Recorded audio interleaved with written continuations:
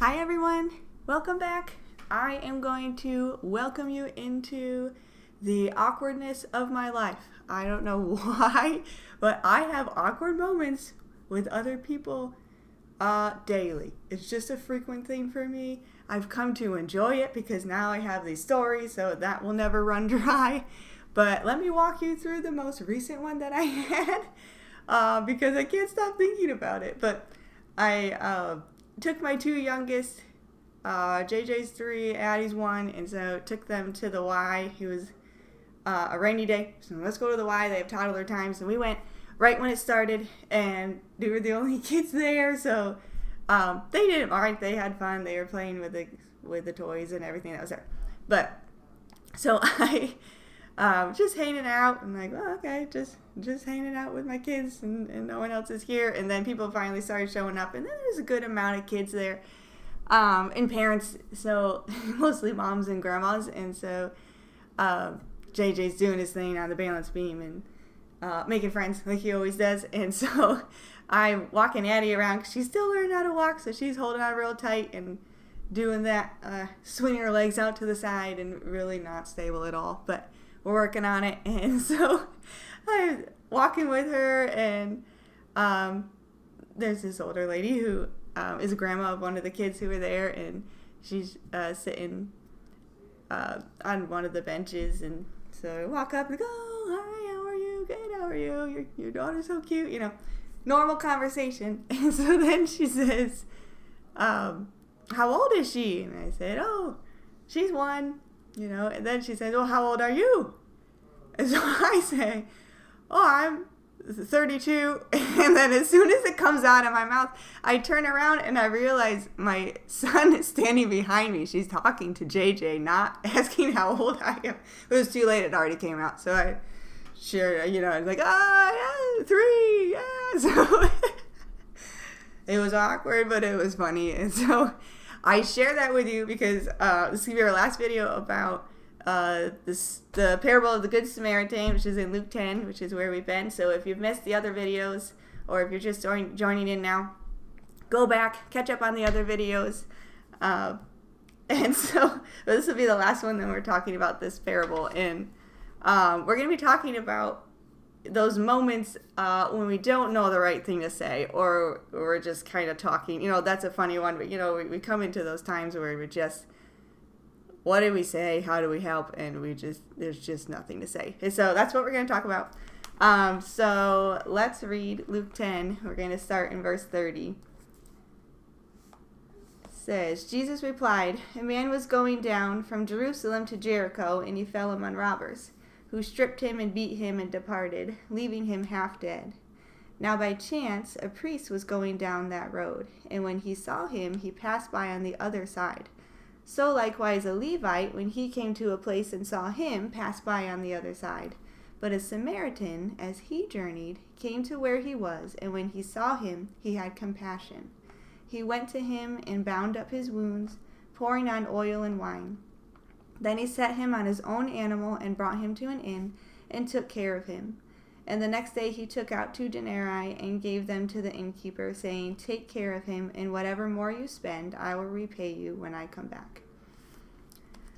And so, I want you to imagine we've talked a lot about how, in the story we're the beaten, broken man, but I want you to imagine we are this man who is, we get beaten down by life. We feel broken. We feel alone. We actually are alone sometimes in life. And even times where you feel abandoned. And this is where this guy is at. And so the Samaritan walks onto the scene. He's not this well-equipped, well-trained EMT, right? Like, he is not perfectly prepared for what he is walking into. He was walking to go somewhere else. This is a made-up story, right? The parables that Jesus tells, these are made-up stories that he uses to teach. And so, we can't assume a lot of the details, because if the details aren't in there, then maybe they're just not there. But, we can assume that this Samaritan is just this man walking by. And so, he all he did was walk by this man, see that he was hurting, have compassion on him. We talked a lot about this in the last video. And what I want to look at today is that he gave what he had. He stopped and he used what he had. He says he bound up his wounds with whatever he had on him, pouring oil and wine, and then set him on his own animal that he had and brought him to an inn to take care of him. And I just want us to see, he did what he could and he used what he had. And that's all that's asked of us when we walk into someone's life. If I am laying there alone, beaten, broken, can't, half dead, can't do anything, helpless to help myself. And it's between no one helping me and someone who doesn't really know, doesn't have the perfect words, doesn't have the perfect tools to come help me. I am more than thrilled to have someone come and help me right now, right? Instead of being alone. And so we all go through circumstances that are going to knock us down. And the one that I think of most frequently is when Ace, my oldest, he's 6 now. When he was born, he was in the NICU. And I made a video just dedicated to his story because it's an awesome story, but it's long. And so if you want to watch that, go ahead and click on that. And you can hear his story in detail and what God did in that, which is super awesome. And I encourage you to do that. Without watching that video, he was in the NICU and things were really bleak, and we were told many times, he's not going to make it through the night, or it's just a couple hours, days, weeks, we don't know, but this is just what he has is not compatible with life. And so they were wrong. They were right with what they were seeing in front of them without God, but then God healed him. So, spoiler. But he is a happy, healthy 6-year-old going to kindergarten, and that is his story to tell for the rest of his life. But when he was in the NICU, it was very obvious no one really knew what to say. People wanted to help. People wanted, they cared about us. They cared about our new baby. They wanted to make things better. They hated seeing us hurting like this. But they did not have the right words to say. There were no right words to say, right? There's situations where it's just nothing that comes out of your mouth is going to make anything better. It's not going to fix anything, right?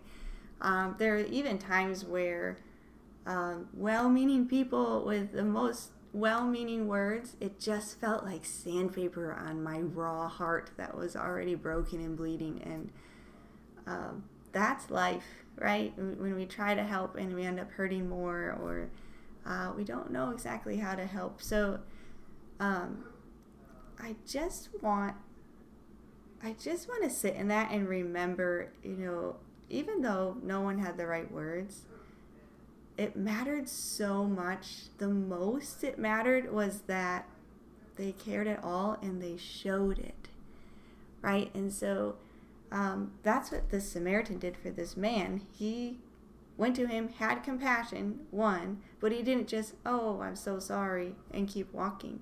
He used what he had and showed him he cared and helped him. And so, I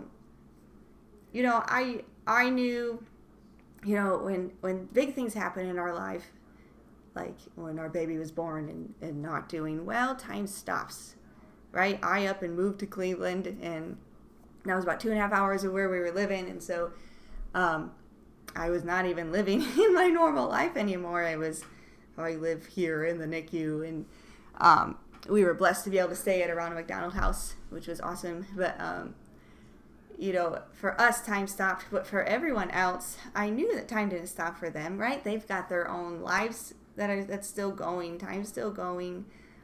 They have their own responsibilities they need to do. They have their own worries that they've got going on, and so it mattered a lot that they showed that they cared. Either they, texted, hey, I'm praying for you, or texted, how are you doing, or thinking of you, tried to call. A lot of times, you can't answer, but that they would attempt to try to talk. And because we were at the Ronald McDonald House, we could receive mail and they would send it to our room. And some people, we were there through a lot of, he was born early December, so a lot of the holidays that usually are family holidays and exciting, we were heartbroken in the NICU. And so people sent cards and Christmas cards and birthday cards when that came up. And Easter, we were there for a long enough time that we were there for most of the major holidays. And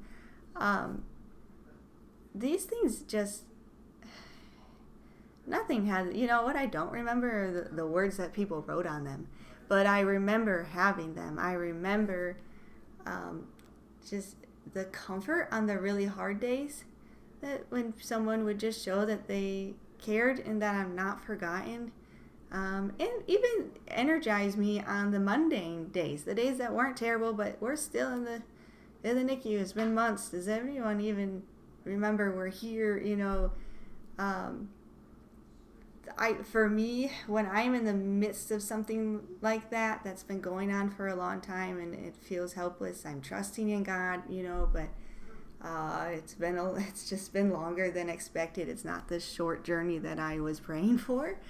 The strongest, most frequent flaming darts from Satan coming at me are usually lies that I am forgotten and that I am alone. And I specifically remember just, the hardest part of the day, other than, bad things, like unexpected bad things happening with Ace, without fail, every night, was kissing his little puffy, swollen cheeks goodnight and, saying goodnight, Ace, like a normal mom would, but then leaving and, to go sleep at her room at the Ronald McDonald House, which is just like less than a mile away. But every time I said goodnight, it was heart-wrenching because I never knew what condition I was walking back into.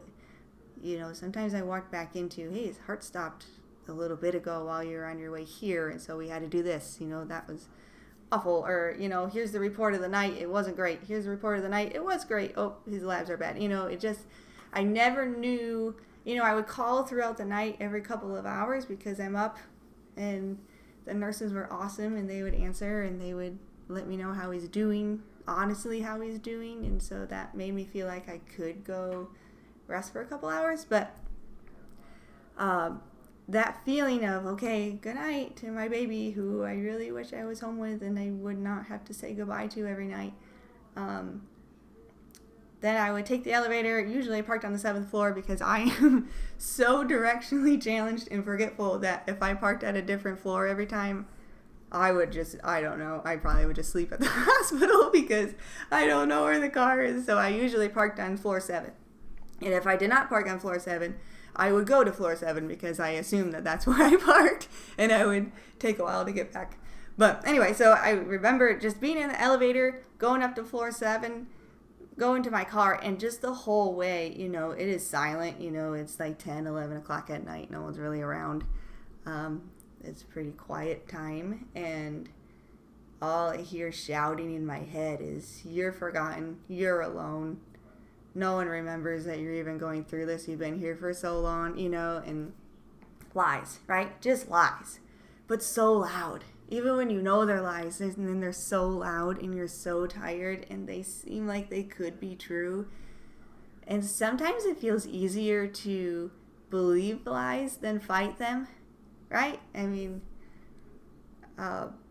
this is the time where I needed to know people cared. And so I just remember so many times of walking to my car and feeling like, I am forgotten. It's just me here, and does anyone even care? And then I could pull my phone out and someone would text me right then, or someone texted me earlier that day, and I can see, no, I'm not forgotten. I'm in a really hard spot. I'm walking through something that feels really lonely, but I'm not alone. I can see the text. I can get back to my room at the Ronald McDonald House, and I put all of the cards that people gave us on the dresser. And so they would fall over pretty often if I closed the door too hard. But it was a good reminder of, you're not forgotten. People are around, and these people decided to show us that they care. And so, I just want to encourage us, because I feel like I know that we can see people in a hard spot and we want to help, but we hesitate because we're so worried we're going to say the wrong words, or, I don't understand their situation, so I don't want to say something that's going to hurt more. You might. A lot of people said really well-meaning things, I'm sure, but it hurt, and did it make the situation worse? No, because it's as bad as it gets, right? And so don't let the loss of perfect words keep you from showing someone that you care, because we don't know the lies they're fighting against, right? If we can give what we have, what do we have to give? We have words, we can text, we can, hey, can I visit real quick? Or maybe that's a no, you can't get into their situation, but any way you can show that you care, these can be used as a shield for them to hold up. I used it as a shield for me to hold up, fighting against these lies that I am alone, that people have forgotten me, and they can fight back. When you have no energy to fight back and no weapons, you're not going to fight back. You're just not. And then you just succumb to the lies and despair. But if we can give what we have, just like the Samaritan gave what he had, what did he have on hand? Was it what he needed? Maybe, maybe not. But we can always show that we care, even if we don't have the perfect words or don't have the perfect way that we can show them. But I also want to talk to you. If you are the one hurting and you're needing to be seen, God sees you, right? People around you can see you, but we are flawed, and who's not flawed is God, right? And you may not be going to him because you're struggling, right? When we are in the thick of it, we could be angry at God. We can be scared of God. You can have all of these things that you feel like you can't go to God with, but God can handle it. God is not this human who's going to break. He can handle your pain. He can handle your anger. He can handle your struggling and your wrestling with him. And, in Isaiah 40, which is, this is a passage that just is in my head whenever I'm going through something, and I'm so thankful. So I encourage you, if you are going through something, dive into this passage. And so this is Isaiah 40, starting at 28. Have you not known? Have you not heard? The Lord is the everlasting God, the creator of the ends of the earth. He does not faint or grow weary. His understanding is unsearchable. He gives power to the faint, and to him who has no might he increases strength. Even youths shall faint and be weary, and young men shall fall exhausted. But they who wait for the Lord shall renew their strength. They shall mount up with wings like eagles. They shall run and not be weary. They shall walk and not faint. This passage makes me think of whenever we take our kids to the zoo, they do love the zoo and they're excited about it, but Ace gets so scared when he's so excited until we get to where the animals are going to be, and he just does not want to go in. He doesn't want to go near the animals, which is what a zoo is, right? So this is something that happens every time. And so as his mom, I'm not going to force him to walk up ahead of me, away from me, and just push him to just go without me, right? That's not, I love him. I want to be there for him. But I'm also not going to let him stay in the car and miss walking through the zoo. I'm not going to let him, his fear just keep him away from that.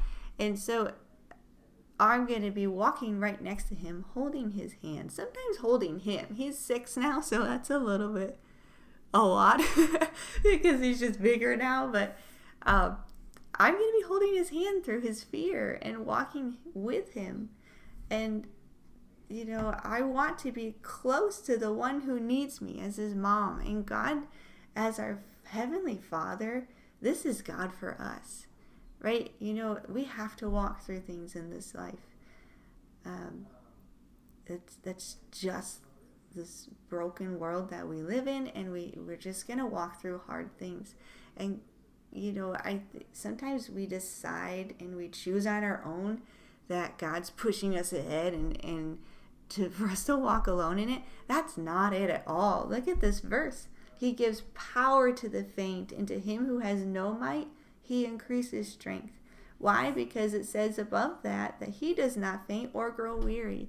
And so he is the one that can walk us through anything, because he's in control. But he never grows faint and he never grows weary. So we can always lean on him. When we have no strength left, when we are in despair, when we are so drained by what you're sitting in and what you're having to walk through, you can lean on God. Everything lean on God. And he'll walk with you. And it says that we will run and not be weary, and we will walk and not faint. And so I just want to encourage you, if you're in the thick of it right now, and you are hurting and you are feeling alone and unseen and like you are forgotten, you aren't. God loves you, God sees you, and he wants to walk through this with you. So will you let him? Will you trust him with your hurt and with your anger and with your struggle, so that you can lean on the one who does not faint and does not grow weary, so that you can mount up on wings like eagles, like this passage says? I pray that you do.